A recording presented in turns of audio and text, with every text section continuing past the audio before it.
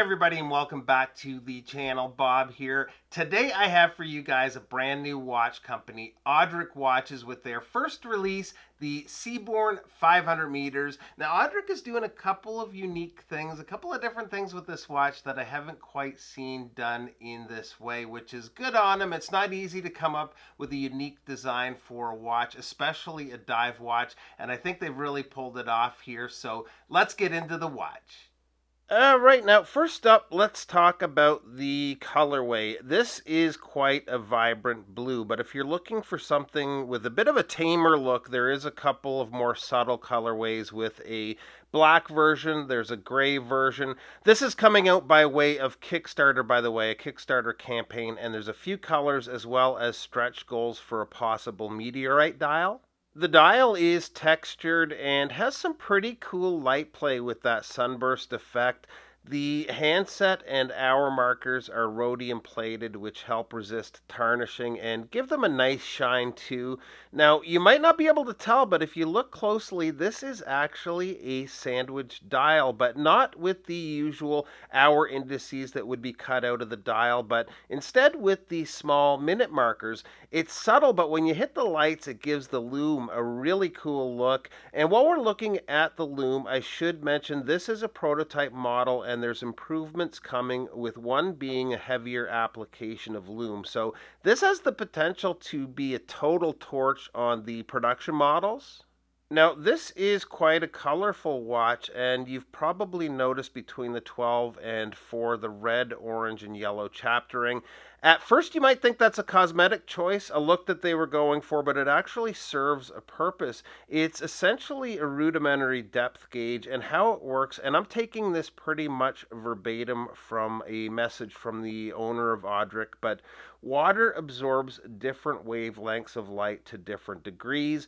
The longest wavelengths with the lowest energy are absorbed first. Red is the first to be absorbed, followed by orange and yellow. The colors disappear underwater in the same order as they appear on the color spectrum. So even at a water depth of around 5 feet, you start to see a noticeable loss of red. So at what depth underwater does color disappear? Red is around 15 feet, orange around 25 feet, and yellow 35 feet. So it's not an exact measurement, but will give you an approximate depth. Most won't need it, but it's kind of a cool feature.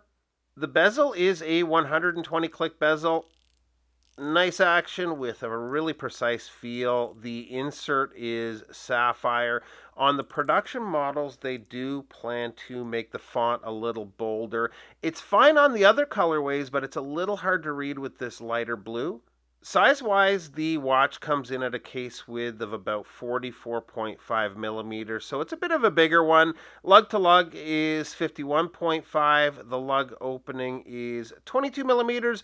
Thickness is just under 15.5 millimeters. That includes the domed sapphire, which is treated with an AR coating. The watch is a Swiss-made watch and is housing the Sellita SW200 Elaborate grade movement. The water resist is a massive 500 meters, so overall with the premium movement and materials, it's going to stand up to just about anything.